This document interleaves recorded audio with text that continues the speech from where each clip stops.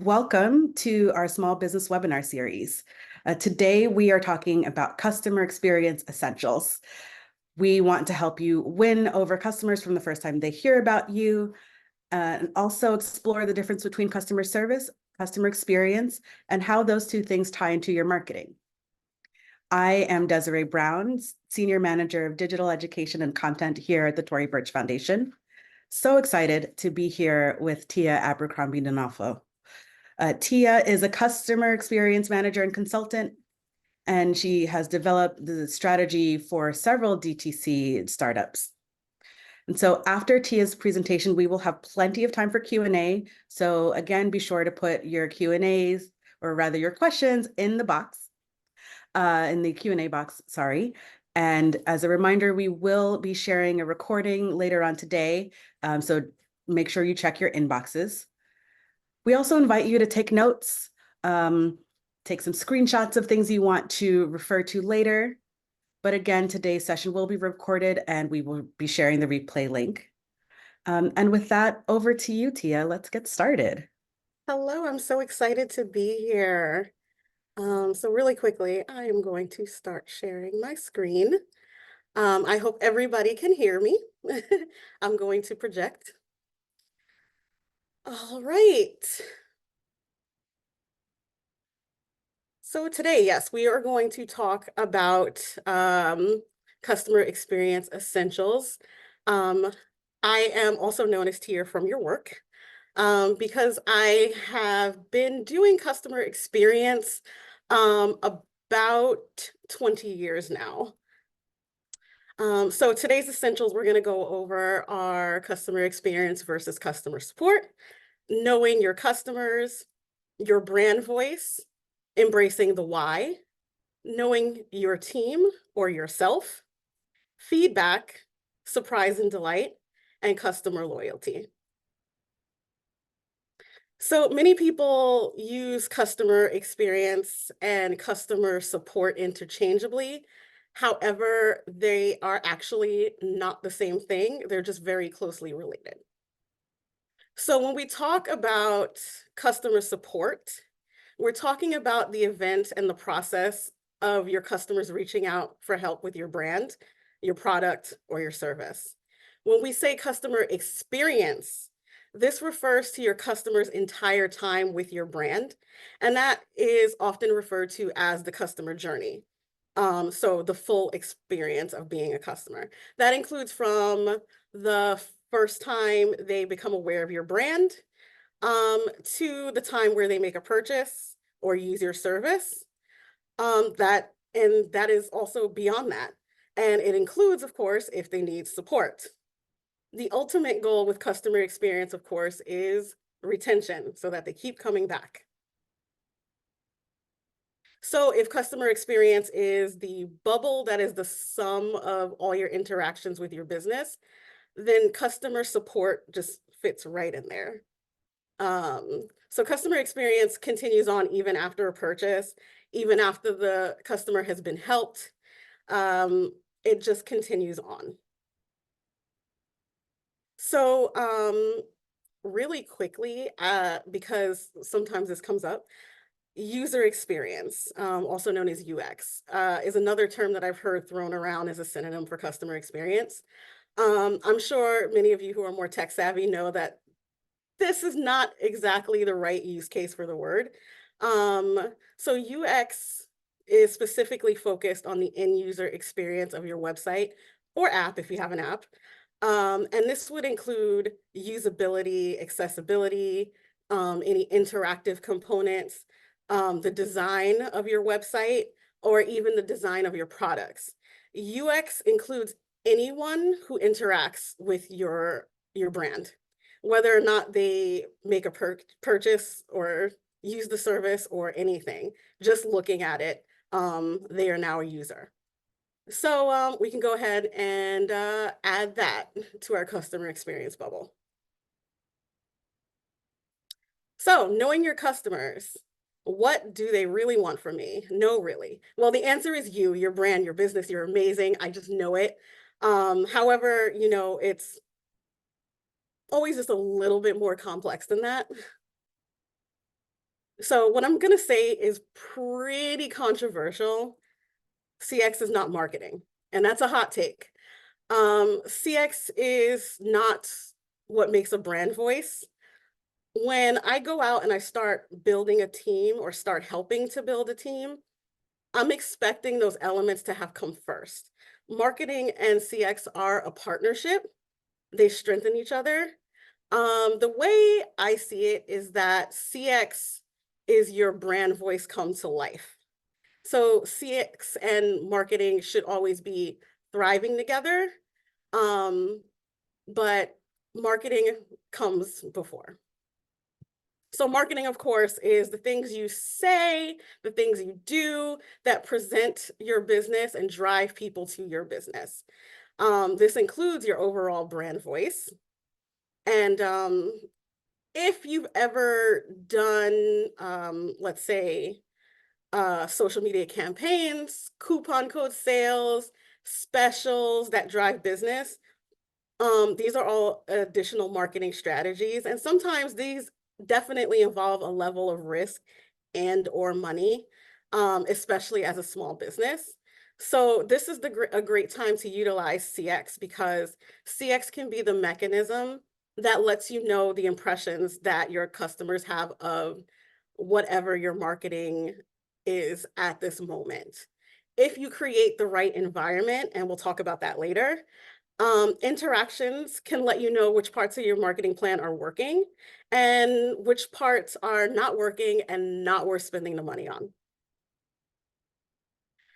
So when you first start a business, one of the key things you start with is, of course, what needs you're filling in what market, and who your customer base is going to be. Then you target that demographic in your marketing. Often, CX can actually tell you um, who your actual customer base is after you started your business and you started servicing people, you started selling to people. So, just going to talk about this case study right here. So recently I got hired as a consultant to a small skincare business. Her brand was vegan homemade skincare. Um, she was very proud of the formulation of her products. She learned all this stuff from her mother and her aunts, who learned this stuff from her grandmother. Her brand voice was very much like her, really upbeat, cheerful, a little sassy, and it had this very familial tone. In fact, the majority of her marketing correspondence started with, "Hey sis," which I think is just so cute. But her target demographic was definitely women of all various ages. She sold product bundles, even that had various uses, so postpartum care, anti-aging, romantic nights. However, the scents were all very neutral. And even when she addressed people in her live TikToks, she would often say, this product can be unisex. So she hired a two-person CX team a year after starting her line, because she just no longer had the bandwidth to be able to continuously field contacts herself. And then at the time that I came in, they were now had been a team for a whole year. So the owner was looking to have help, just assessing what was going on, if she needed to add additional ways to have customers contact her. But because the owner was not taking any contacts anymore, I ended up having to shadow her two agents for about a week. I just wanted to see what kind of things that they were talking about with the customers. So before sharing my observations, I asked her if she had reevaluated who her customer base was for the last year. And she said, no, I didn't know I was supposed to do that. So what I observed and what her agents actually confirmed for me was that her customer base was way more diverse than she ever even knew. A large portion of her sales were coming from men who were gifting to their partners and also non-binary folks. And I figured this out because, well, her greeting was "Hey sis," right? And this would often result in this correction by the customer like 60% of the time the week that I shadowed.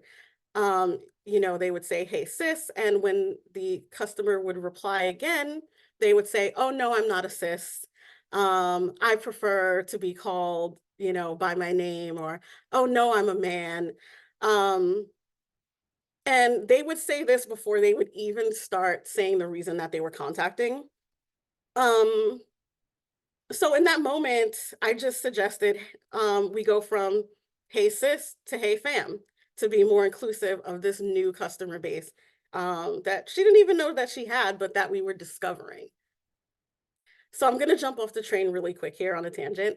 Um, what I did there when I gathered that information was this really bare bones version of what we call customer segmentation, which is the practice of dividing customers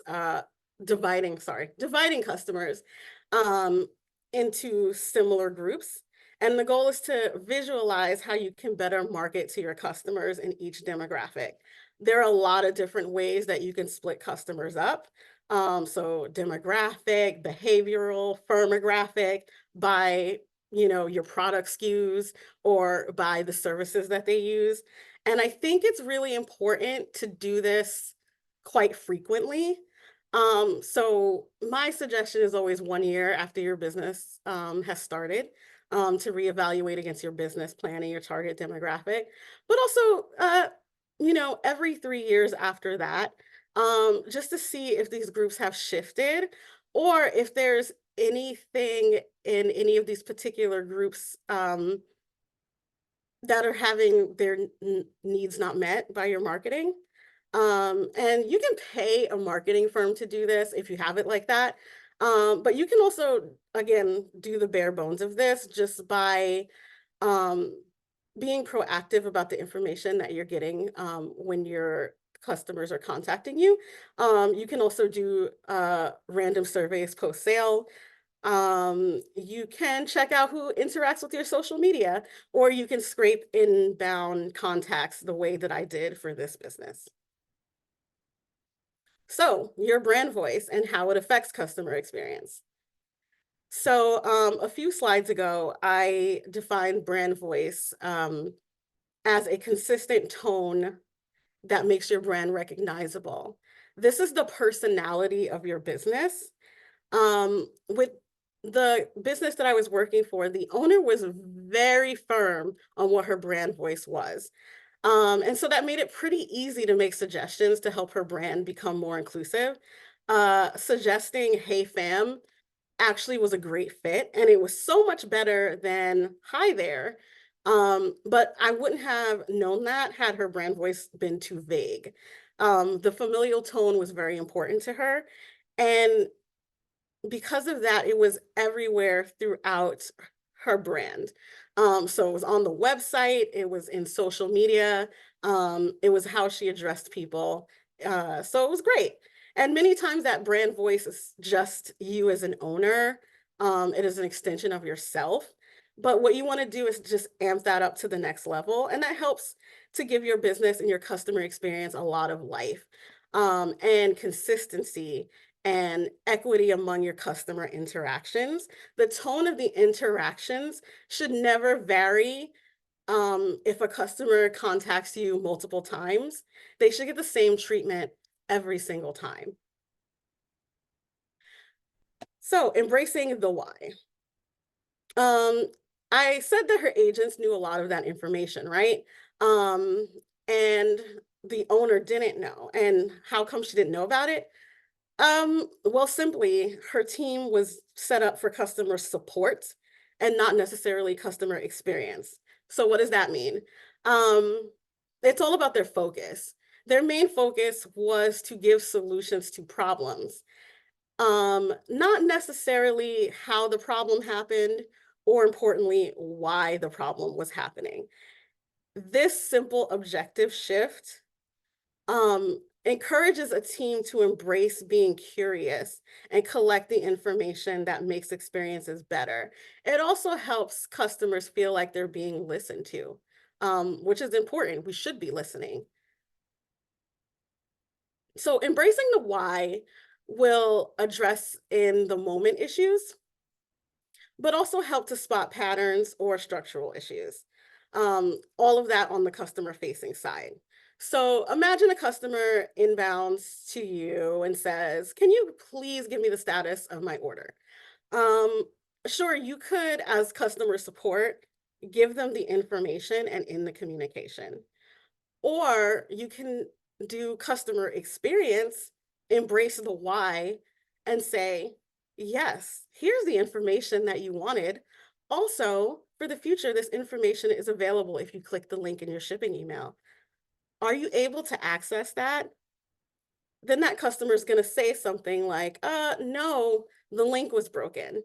And now you have a why, and you can go ahead and pass that on and start thinking up a quick solution for that. And then most likely you fixed an issue that would have caused multiple people to start coming in.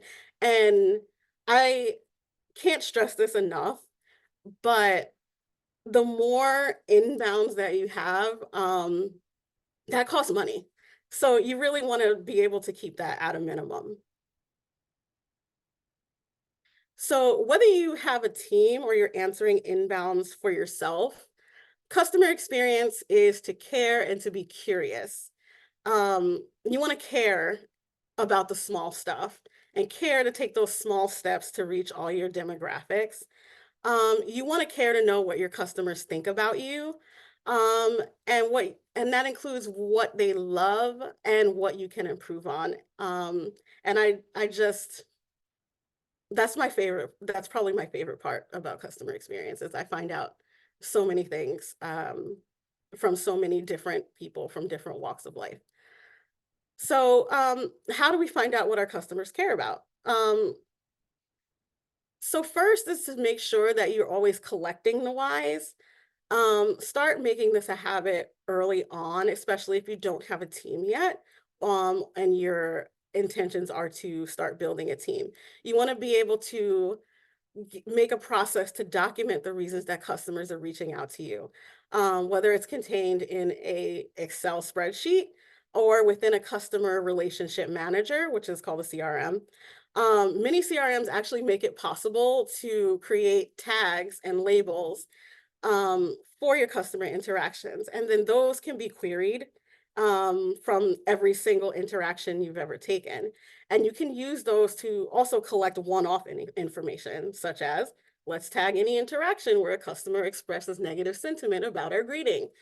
Um, so collecting this info will allow you to recognize patterns, but also quantify how much of an issue something is. Sometimes when we're taking call after call after call or email after email after email, and you're seeing something pop up, it can seem like a huge problem.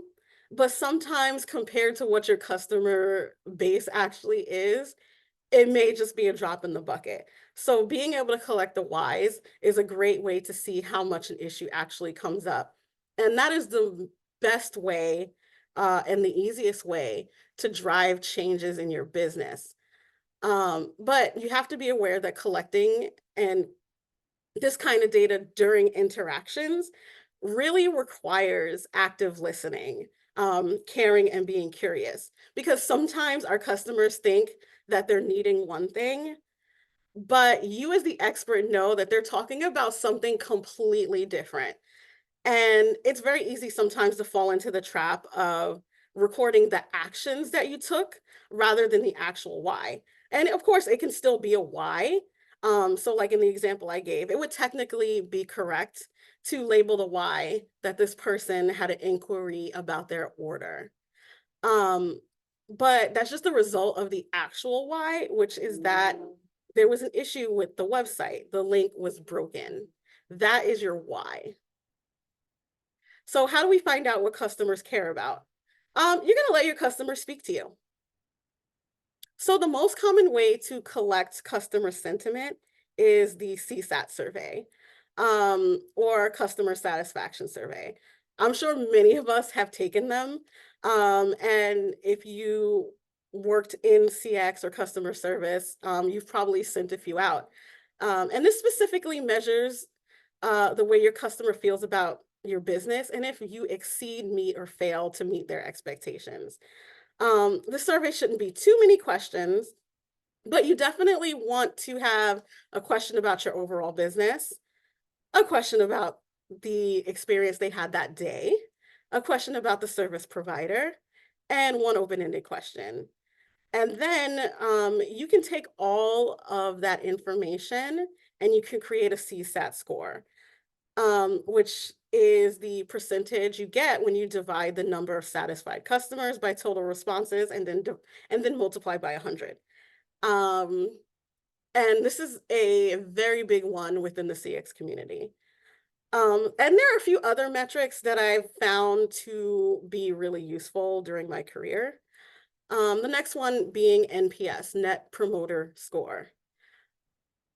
This is a scaled question that measures how likely a customer is to recommend your business to others. Usually it's only one question. I've seen it be one question of a sliding scale and a open-ended question. But basically, it says, how likely are you to recommend our company to a friend or family? A very likely promoter who's like, yes, I love this, is going to be a 9 or a 10. Anything below a 7 is going to be somebody who likely is such a hater. Um, and then you have those people in the middle that you don't really count them, but they're called passives. And which case, they're probably shopping with you because they just discovered it or they're doing service with you. But they're pretty, on the fence. And actually they're really susceptible to targeted marketing. And so they're people who can go either way. You want to push them over to the promoters rather than the detractors, but you have a lot of wiggle room there. So this one, customer churn rate, is if your company relies on your customers creating accounts or doing subscriptions, you can, it's sort of like an exit interview, but you can use a customer that stops doing business with you as an opportunity to gather information. The only thing about churn rate is that it actually doesn't give you a reason. It's just the number of people who are leaving your business to do business with other people. Um, but so it'll give you a big picture overview of numbers, but not whether or not your customers are satisfied overall. And this one is my personal favorite, CES, or Customer Effort Score. This metric measures how easy your customers find interacting with your business. I love this metric because it's a great way to figure out the flaws in your internal processes, anything that customer faces, because essentially people don't like to work too hard for help. If it isn't easy, there's chances are there's things that we could be doing better. So for businesses that I work with, when I'm running my own team or if I'm managing, the holy trinity of customer metrics for me looks like this. This is where I start. And of course, it isn't a one size fits all operation. The business needs also determine what kind of metrics need to be tracked. But this is how I approach before I have all the information that I would need. And also keep in mind that not all customers stick around to take surveys. I know I've been guilty of seeing that survey pop up and just Xing it out and be like, I don't have time for that. But do try to take them when you purchase from a company, especially if you really do like the company and you are a promoter. So most companies don't get 100% engagement. It would be great, but it just doesn't happen. But it does, if you are really serious about having your customers give that feedback, you will find ways to make sure that the majority of your customers take these surveys. So now that we covered how to know our customers, we're going to talk about us and or our teams. So a little bit of a story here. I'm an empath. I have been one since I was a child. And to me, that's a superpower. It just kind of automatically lent itself to customer experience. If you're a person who has the bandwidth for being in service to others, you'll see that you just pretty much have a knack for it when you're an empath. Empathy is one of the biggest components of customer experience when it comes to caring and being curious. Obviously, if you are a solopreneur, you have a lot of care and curiosity already because this is your thing. Um, but if you're hiring a team, you can't actually teach empathy. But you can do things to ensure that when and if you decide to hire a team, that they can handle your customers with care, um, and are curious to know the information that you want to know. So how do we care about CX internally? So you have to care about yourself and for your people. So caring about yourself and your team or your eventual team is a good way to make sure your customers are being cared for. I started working in a call center at 14 years old. And the pattern I noticed was when the job was hard or overly complicated, or I felt like I was being micromanaged, or I felt like a cog in the machine, I would get burned out easier. And I cared less and less about what the customers were saying to me because I was just trying to get through my service level agreements because they were pushing that, or trying to open up 3 different windows to find the information that I needed, or reading from a script so I wasn't listening. And it just became really, really hard. What I advise people all the time is to be aware of the emotional labor that comes with customer experience and of owning a business too. Build that into your day, because there just might be a time where you deal with an extremely difficult customer or a process breaks down and you're going to need to take a minute and walk away. um, if your day to day isn't built for the unexpected, that's going to be really hard to do, and that's going to create a lot of burnout. And it's also going to be hard to make changes. CX is really honestly all about being able to pivot as soon as you need to. What I always say is just leave room for your personalities. The next thing you want to do is build your processes to scale. So you might be doing it yourself now, but imagine that someday somebody is going to need to take this over from you. And if, right now, because maybe, you're not talking to customers all that often, it takes looking up a transaction, takes opening up 3 programs in 5 steps. Um, that's not going to make a lot of time to listen when you're handling multiple contacts in an hour. You can't really listen to somebody. You can't really read thoroughly if you're focused on getting all the information up in the screen on your face. And also, how much time do you think that would take per contact? That's another thing to always think about. And we all know time is money. So we want to embrace the innovations that make the mechanics of talking to your customers easily. You can integrate your backend website into a CRM so you can easily pull customer information. You can utilize macros for common contacts so you don't have to type the same thing over and over. You can just apply something and edit as needed because you're paying attention to what people are saying. And so when effortlessness is applied and prioritized on both the customer side and the employee side, is going to make it so much easier to remember to be curious about the information that's coming in. And it makes it so much easier to care when you're being cared for. We want to set the expectation of why the why is important. When I worked with the above mentioned small business, they were utilizing a CRM really, really basically. It was just like, this is the place where we can add everything in. Um, So I reconfigured it so that they couldn't close the ticket without recording why a customer contacted them. And I can say that that was a really huge change. Adoption is always a thing. But eventually when they got it, um, it was great because at that point, they never stopped trying to find out the why of the internal workings of this person's business and of the company that they were working with and for. And the output of work that you expect when you're dealing with your customers should be this for an owner should be the same, that it should go back into your internal processes and your employees and into yourself. So if you care about your customers 1,000,000%, then you should be caring about yourself 1,000,000%.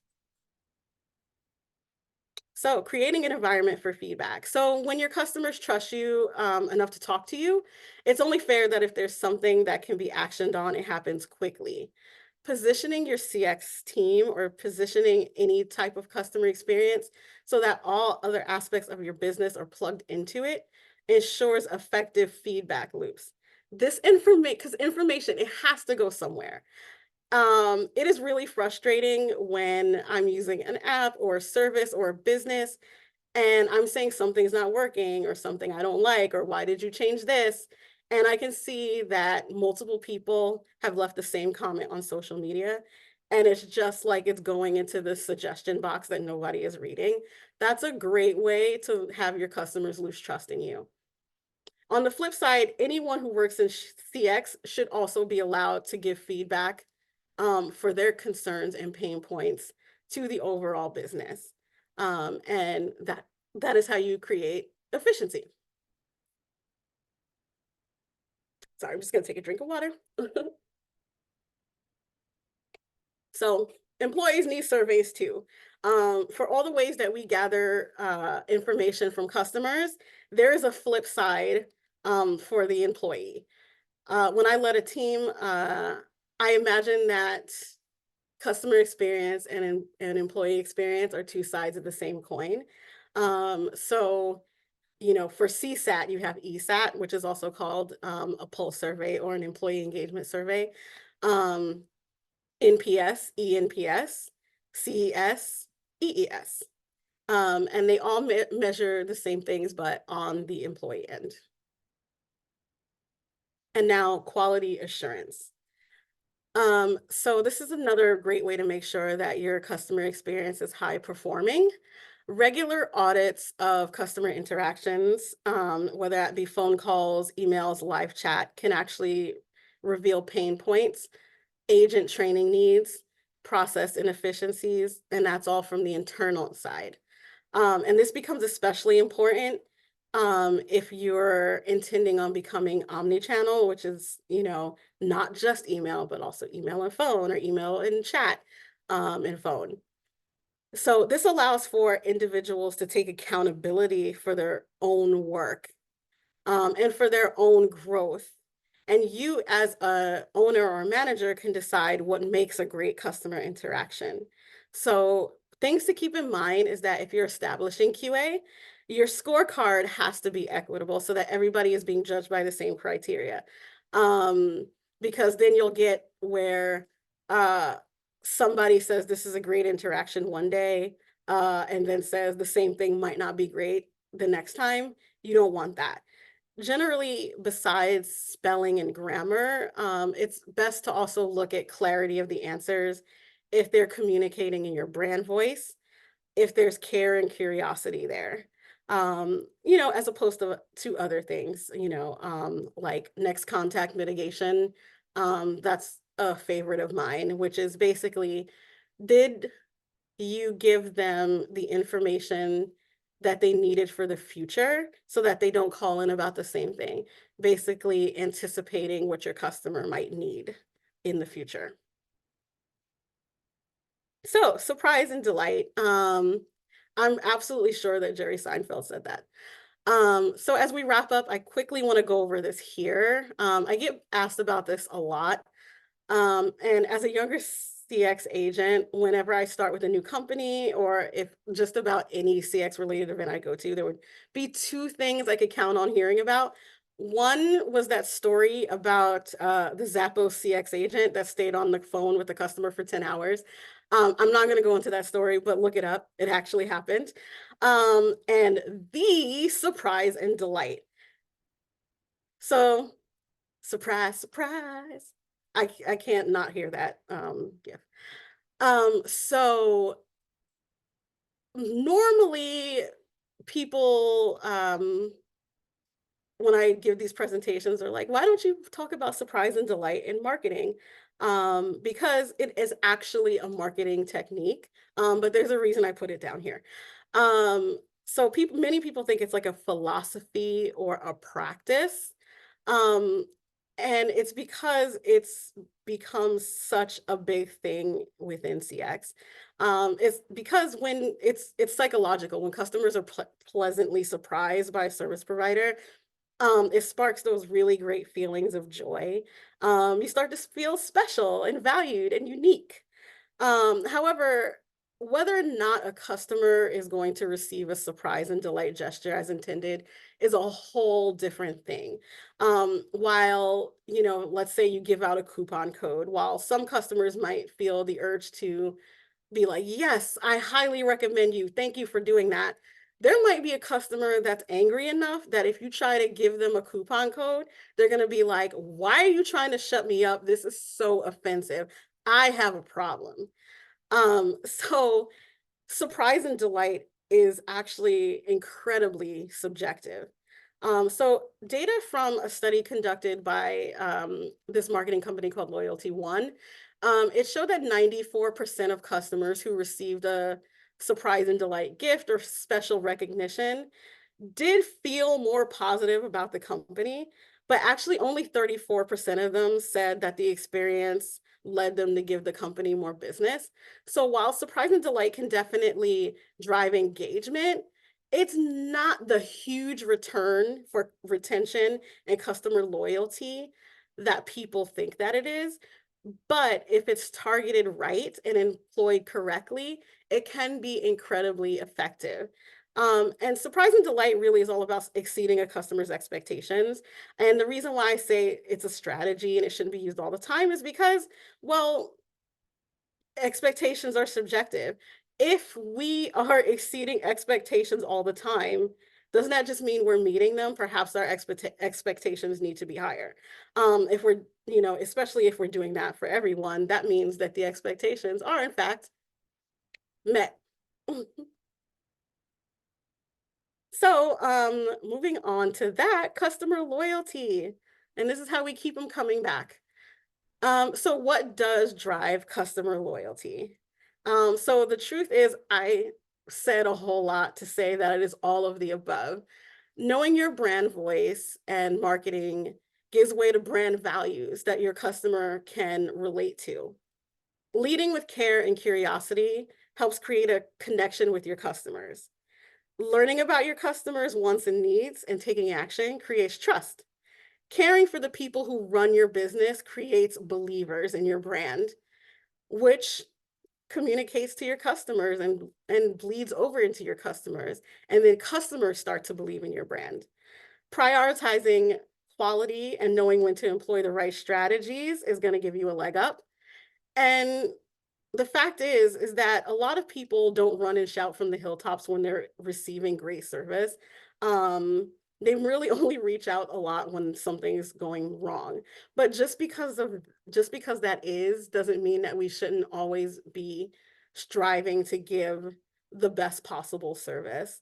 And the truth is, I learned that also most of your customers don't even care about if you're exceeding their expectations. They just want what they want. So when a customer has an issue, it's a loss of trust. It's an opportunity to say, hey, I didn't get it right this time, but you can trust that I'm going to do whatever I can. I'm going to work with you to help meet your expectations, to bring you back to neutral, to help you have this trust in us again. And meeting expectations is a great thing. I don't think that we talk about that a lot. You know, it's always about going above and beyond, and above and beyond is great. And I think that's something you should always be looking to do. But don't forget that the power that meeting expectations has for your business. What I like to say always is that you shoot for the moon, but you don't forget to tend to your yard. So that is basically um, my whole spiel on customer service essentials. And I thank you so much for listening. Tia, thank you so much for that. You've given us so much stuff to think about, especially leading with care and curiosity. And so I really hope that everyone on today has just a new approach to their customer experience strategy. And so we have someone here in Q&A who's curious about reviews. And so how can a business owner encourage customers to leave reviews? We have one founder who shared that they've offered discounts and incentives, but people still aren't shouting from the rooftops, like you said. So I think the really important thing is to always be communicating that you really want it. Um, you know, if you are using a live chat, you can have when that chat closes that the survey automatically be there. If you're talking directly to customers, you can say, "Hey, I hope you are satisfied today. If you can, please leave a review." It is really hard. It's really hard. But I think that is the most important thing is just saying in any interaction, hey, I welcome what you're telling me, good or bad. And if you continue to action on it, then eventually people will kind of get with the program. I worked for a company where people would call about anything, anything. And it was all because that is the culture that Mm. that brand created. At one point, I remember they sent out this email blast where they were asking their customers their favorite song. And I learned a lot about Gordon Lightfoot that day. Okay. Um, but if that worked for their brand voice, then I guess that's their choice and Yeah. that's established. Interesting approach. Okay, so on the subject of reviews, and I know you touched on this a little bit, but what advice would you have for someone who wants to handle some negative online reviews? So that depends on the channel. If we're Okay. if we're talking about social media, um, you want to really not handle that publicly, quickly get them into a DM, um, but not in a way that you're trying to hide it. Never dirty delete. Um, and also come with all the information that you need. So if somebody gives you a negative review and you're sure that they're a customer that they've purchased, try to have all their information. Reply to the review and say, hey, I'm so sorry that you're experiencing this. I'm going to email you or I'm going to give you a call. It's all about that effortlessness. Um, do the work for them and come armed with all the information that you need. And you'll find that when you do that, a lot of people will kind of come back online and take it back. They'll be like, oh, they helped me.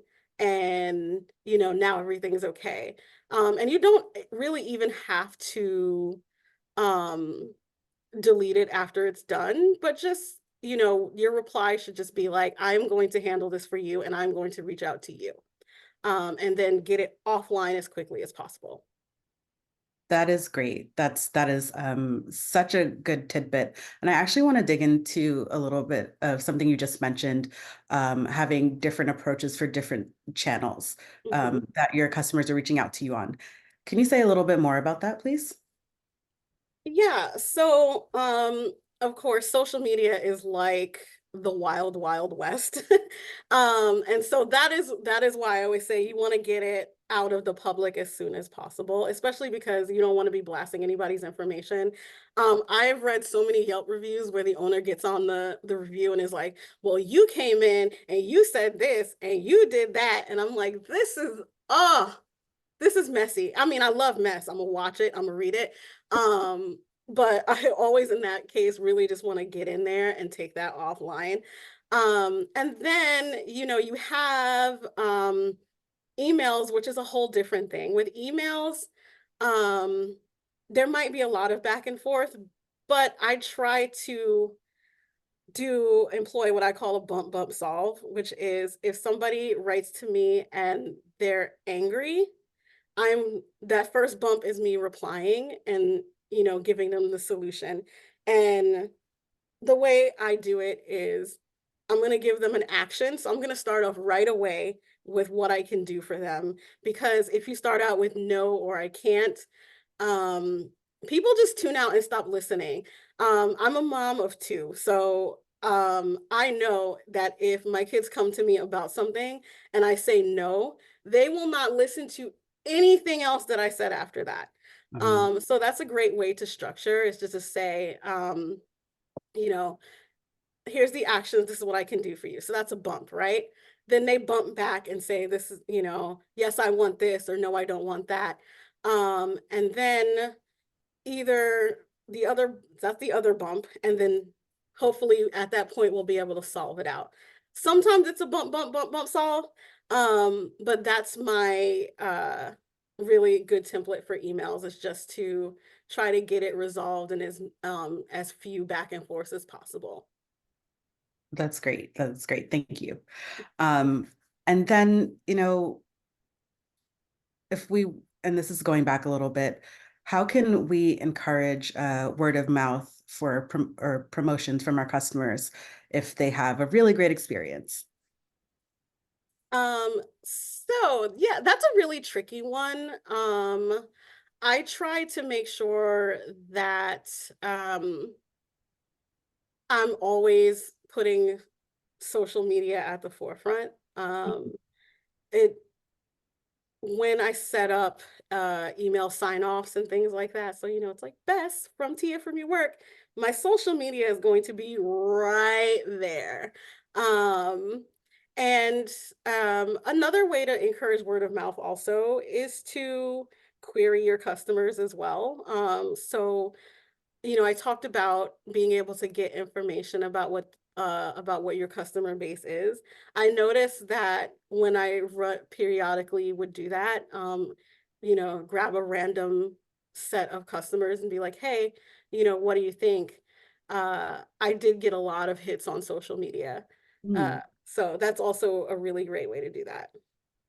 That's a great approach. That's not super heavy-handed, but you build the relationship, and then you do end up getting what you were looking for in the end.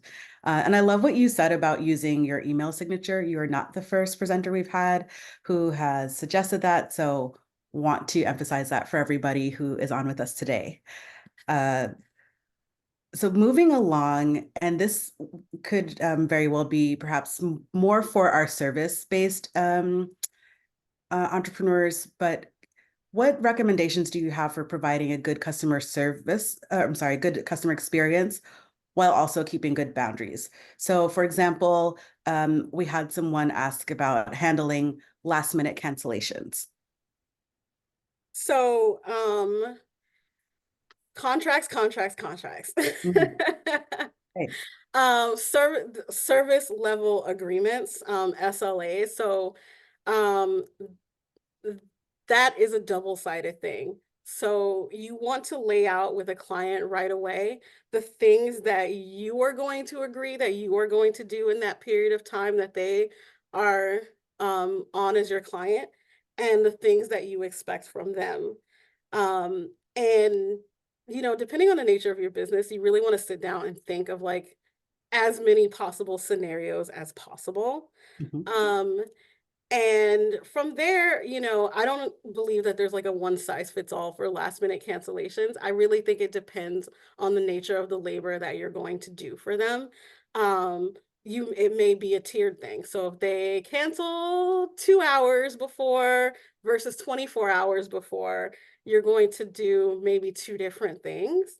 But Okay, give yourself options too, but you always want to come to the table with that stuff beforehand. great. That is a great solution. Thank you for that.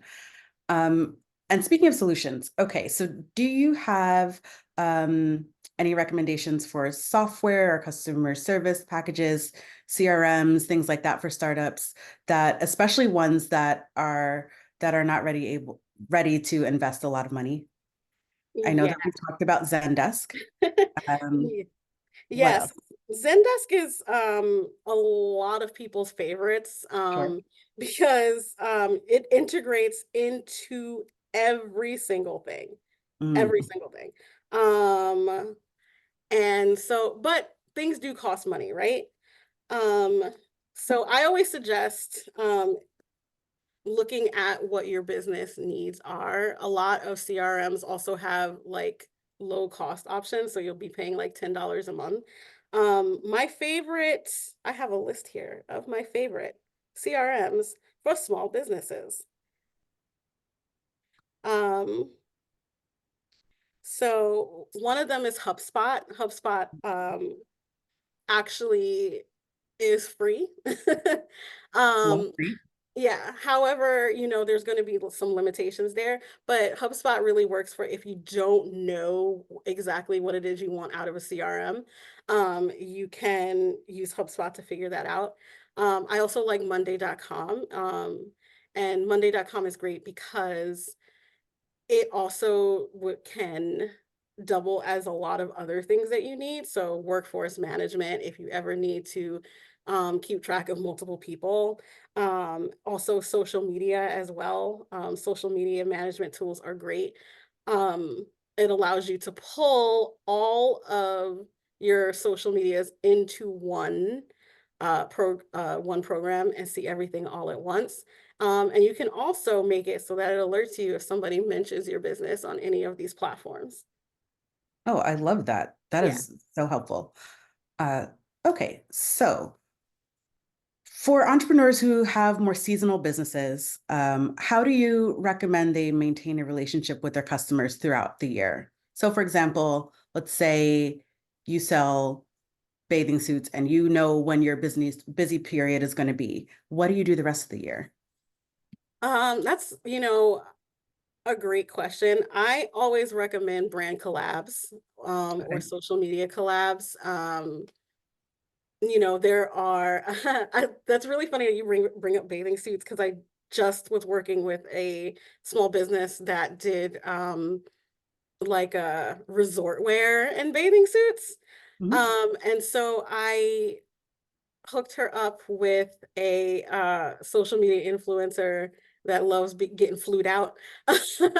And they did a collab there. And so that actually drove some more business there because, it's cold out. Some people do like to travel.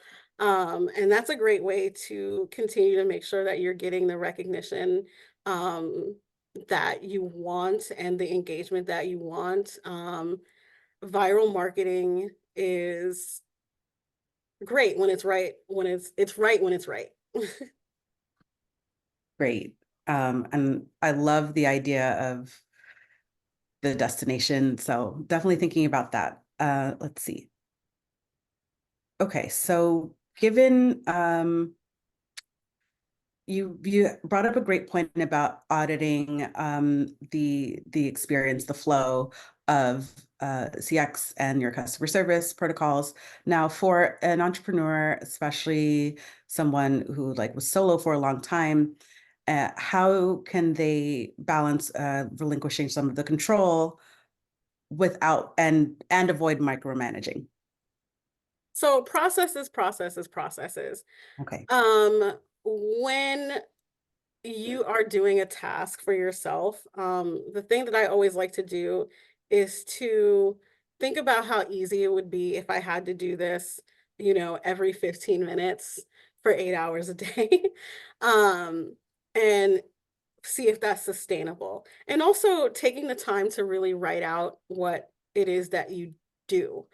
And if you have really detailed processes, somebody should be able to pick up what you're doing immediately, but just by reading it. I sort of liken it to if you were going to do an out of office plan for somebody who was going to be taking your place for a minute. You would be really want to make sure that they got this right. Um, and so sometimes you have to sit down and be like, step one, I do this, step two, I do this, step three, I do this. And with that, you can also see where you're wasting time or wasting money.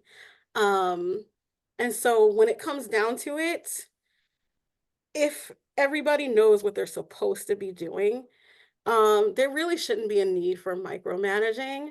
But no, you can figure out if somebody's doing what they need to do without looking over their shoulder all the time. If you are directly managing somebody, I always suggest leaving the doors of communication open.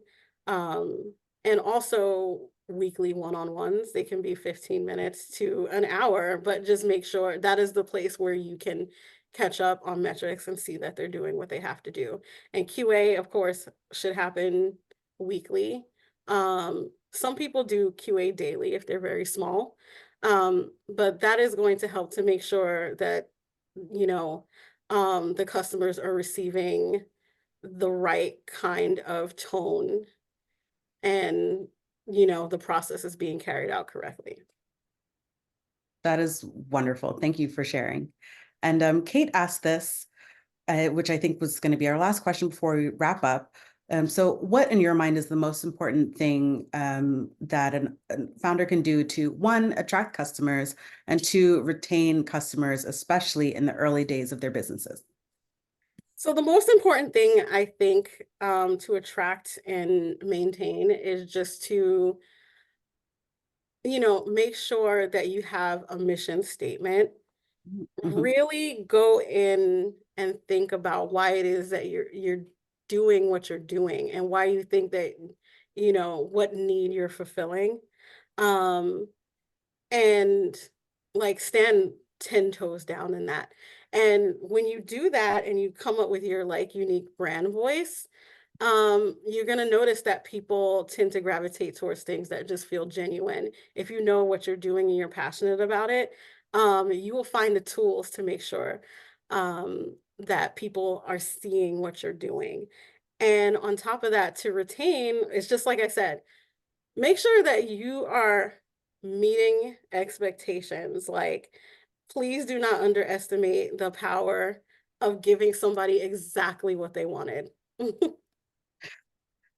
That's perfect. And thank you so much, Tia. You've given us exactly what we wanted. We so appreciate you joining us. Thank you And so with, much. yes, yes. So